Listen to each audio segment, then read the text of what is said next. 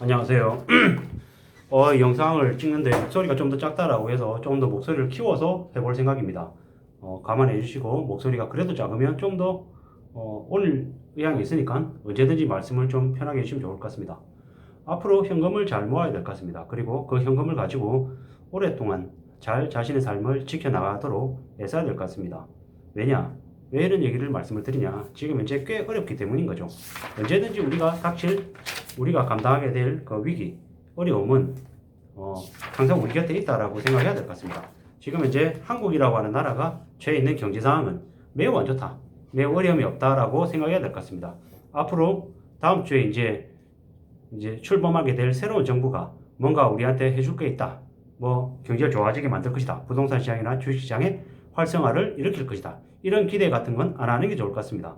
정말로 당하지 않기 위해서 기득권들의 수작이나 조작과 사기 그리고 경제적인 쓰나미에 당하지 않기 위해서는 우리의 삶을 철저히 보수적으로 그리고 안정적으로 유지해 나가야 될 것 같습니다.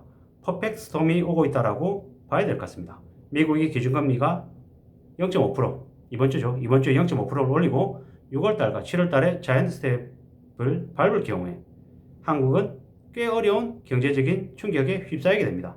미국이 기준금리를 올해와 내년에 걸쳐서 5%까지 올릴 수도 있다는 얘기들도 나옵니다. 또한 미국이 중립금리, 그러니까 경제성장을 추구하지도 않고 물가를 심하게 억누르지도 않는 그 중간 중립적인 입장인 금리를 2.5%가 아니라 5%로 봐야 된다라고 얘기하는 인식도 있습니다. 그 정도로 현재 미국의 상황은 안 좋다라는 겁니다. 미국은 해외 인력 유입도 어렵고 인플레이션을 쉽게 잡기도 어려울 것 같습니다. 점점 더 어려울 거다라고 봐야 되는 거죠. 물가 상승으로 임금 상승으로 인한 소비 여력도 미국에서 낮아지고 있죠. 코로나 때문에 돈을 너무 빨리 풀었죠. 그 때문에 감당 못할 빚을 미국이 졌다라고 봐야 되는 거죠. 통제불능의 수준까지 이미 미국이 가 있죠. 그렇기 때문에 미국은 금리를 급격히 올릴 수밖에 없다라고 보는 거죠. 근데 한국의 새로운 정부가 이러한 사항들을 잘 알고 그에 맞게 대처할 것이냐라고 이렇게 물어보면 사실 어려운 거죠. 이거는 윤석열 정부가 들어서서 어렵다라는 게 아니라 이재명이라고 하는 이가 정부를 꾸렸다 하더라도 마찬가지일 거라는 거죠. 결국 어느 누가 정권을 잡는다 하더라도 앞으로의 5년은 힘들고 어려운 상황이 닥칠 수밖에 없다라고 이제 생각하는 게 좋겠다라는 거죠. 앞으로 시중금리가 급등하게 되면 감당 못할 이들이 대거 속출할 것이다. 그리고 그들이 그냥 무너질 것이다 라고 봐야 되는 거죠. 그들이 대거 무너지고 몰락하고 경매처분 당하면 또 새로운 소수의 부자가 생겨나겠죠. 우리는 저나 여러분들이 그 새로운 부자의 행렬에 속하길 바랄 뿐인 거죠. 지금 현재 우리가 닥칠 어려움은 꽤나 크다, 상상을 초월한다 라고 생각해야 되는 거죠. 남들이 비웃던 벼락거지라고 얘기하든 집 없는 전세거지 월세거지라고 얘기하든 신경 쓰지 말아야겠다라는 거죠. 그들이 얘기하는 그 가짜, 선동, 현혹하는 말 따위에 넘어가서는 안 된다라는 얘기들을 하는 거죠. 재테크를 잘해서 부자가 될 거라고 생각했던 똑똑한 이들이 이번에 대거 몰락하죠. 고소득 중산층들이 대거 몰락한다고 합니다. 이미 그들은 우리 사회에서 많은 수입, 많은 소득을 얻고 있고 많은 자리를 차지하고 있음에도 불구하고 더 욕심부리고 더 탐욕을 가진 탓에 그들이 몰락하는 거죠. 다른 누군가가 강압적으로 그들에게 도장찍게 만든 게 아니라는 거죠. 그들 스스로가 자기 의지를 가지고 도장을 찍은 거죠. 근데 그들은 그렇게 빛내는 게 큰일인지 미처 몰랐던 거죠. 몰랐던 겁니다. 못 모르는 어리석음 때문에 자기 자신을 그렇게 감옥에 갇힌 노예로 만든 거죠. 그 감옥은 쉽게 벗어나지 못하는 감옥이고 자기만 그 감옥에서 썩어나는 게 아니라 자신의 자식대까지 그 빚을 물려줘서 자식들이 오도 가도 못하는 처지에 내몰린다라는 거죠. 그게 그들이 감당해야 될 일이라는 거죠. 손해 안 보고 쉽게 돈 벌겠다고 설친 이들이 망가지는 거죠. 손해 안 보고 쉽게 돈 버는 일은 이 세상에 있다 없다? 없다라고 봐야 되는 거죠. 그렇게 수월하게 세상이 만만하지 않다라는 거죠. 내가 생각한 대로, 내가 바라는 대로, 내 뜻대로 세상이 흘러가면 좋겠지만 세상이 그렇게 호락호락하지 않다라는 거죠. 내가 저렇게 하면 좋을 거다라고 생각을 하면 나 아닌 다른 사람들도 똑같이 혹은 비슷하게 그런 생각을 한다라는 거죠. 지금 주식 투자해가지고 돈 벌 수 있겠다. 내 주변에서 주식으로 30%, 40%, 50%, 1억, 2억 돈 번 사람이 있대. 그런 얘기를 들으면 저도 현혹되고 휘둘리죠. 욕심이 생기죠. 탐욕이 생깁니다. 근데 그 탐욕이나 욕심이 잘 정제된, 잘 관리된, 아주 오랜 혹은 아주 치밀하게 확실하게 파악한 공부를 바탕으로 한 거면 그래도 괜찮을 수 있는데 그게 아닌 그저 그냥 수박 끄달기식으로 유튜브나 전문가들이 하는 얘기 몇 마디에 혹해가지고 자기의 피 같은 돈을 내주면 그 돈은 되돌려받지 못한다는 거죠. 자기 주머니에서 나가는 돈은 그때부터 자기 돈이 아닌 거죠. 남의 돈인 거죠. 그렇게 생각해야 된다는 거죠. 지금 중국발 경쟁 위기가 틀릴지, 우크라이나발 위기가 틀릴지, 미국발 위기가 틀릴지, 뭐 너무 많은 악재들이 도처에 깔려있기 때문에 감당을 못한다는 거죠. 지금 이제 이런 상황인데 주식이 웬 말이고 부동산이 웬 말이냐라는 거죠. 주식은 국내 주식이든 미국 주식이든 해외 다른 어느 주식이든 함부로 뛰어들 상황이 못 된다라는 말씀을 드립니다. 지금은 꽤나 어렵다라는 거죠. 많이 힘들고 많이 충격이라는 거죠. 지금 뭐 시중금리가 내년 되면 10%가 된다는데 시중금리 10% 되면 원금의 3배를 이자로 내야 되는 상황이라는 거죠. 시중금리 10%가 뭔데?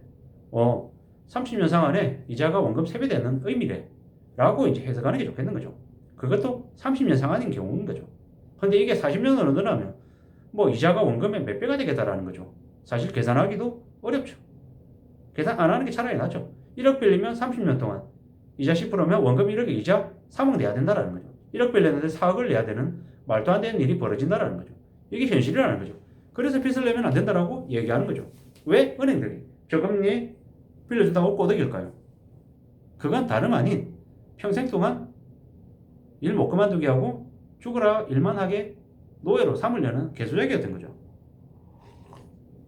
지금 뭐 인터넷 뱅크들이 저금리에 대출을 해주잖아요. 오프라인 은행보다 더 싼 금리에 이렇게 대출을 해주죠. 그 대출을 받은 이들은 그 대출이 자기 돈이 아닌데 마치 자기 돈인 것처럼 착각하면서 쓰죠. 쉽게 쓰죠. 뭐 대출 금리가 좀만 지나면 4% 5%는 그냥 되죠. 3% 받았던 것. 그리고 연체하면 7, 8%, 10% 되는 게 더 금방이라는 거죠. 이게 현실이라는 거죠. 시중금리 10%면 10%로 끝나는 게 아니죠. 연체하거나 뭐 문제가 생기면 15%, 20% 되는 게 금방이라는 거죠. 이게 현실이라는 거죠. 삶은 게임이 아니라는 거지. 죽고 사냐라는 매우 위험하고 매우 우려스럽고 매우 두려운 상황이라는 거죠. 매일같이 그런 일들이 벌어지고 있다는 거죠. 지금 미국은 빅스텝을 얘기하고 있고 자이언트 스텝을 얘기하고 있는 상황이죠. 꽤나 어려운 상황이라는 거죠. 이게 지금 현재 우리가 처해 있는 상황이라는 거죠. 재앙 수준의 경제 위기가 오고 있는 거죠. 이미 시작됐죠.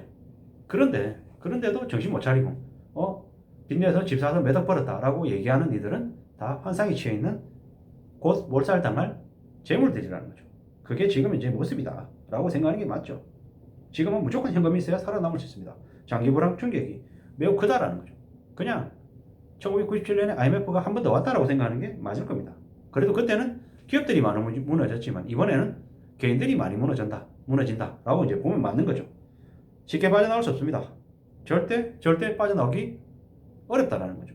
그냥 막연하게 그냥 생각해선 안 될 일이라는 거죠. 지금 많이 힘들고 많이 충격적이라는 거죠.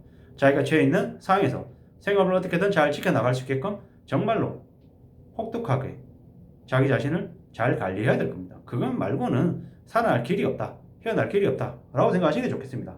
지금은 빚지지 말고 돈을 모아야 됩니다.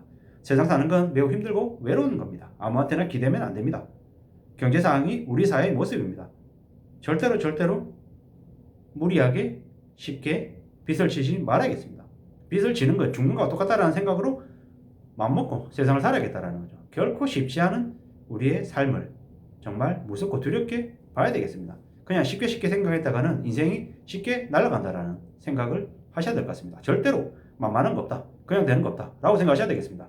그저 그냥 뭐가 되는 것 같다라고 생각하면 참 좋겠지만 그렇게 세상이 수월하지 않다라는 거죠. 지나온 시간을 되돌아보십시오. 20대는 10대 그 힘들고 어려웠던 학창시절 고등학교, 중학교, 초등학교 때 공부하느라고 얼마나 힘들고 고생했습니까? 직장인들, 사회초년생들 어디 시장 들어가서 적응하면서 눈치 봐가면서 익숙해지기가 쉽더냐고요. 아니잖아요. 중년은 중년대로 언제 밀릴지 몰라서 항상 불안이 드는 게 이게 노동시장인데 그러면 자산시장은 노동시장보다 더 쉽냐고요? 아니죠. 더 힘들죠. 더 어렵죠. 왜? 노동시장은 그래도 내가 매일같이 거기에 머물고 있기 때문에 어떻게 돌아가는지 상황을 어느 정도 알지만 자산시장에서는 제가 조금만 삐끗하면 호구되기 십상인 거죠. 그렇기 때문에 함부로 빚내서 뭘 하겠다는 생각을 안 하는 게 좋겠습니다. 이상입니다.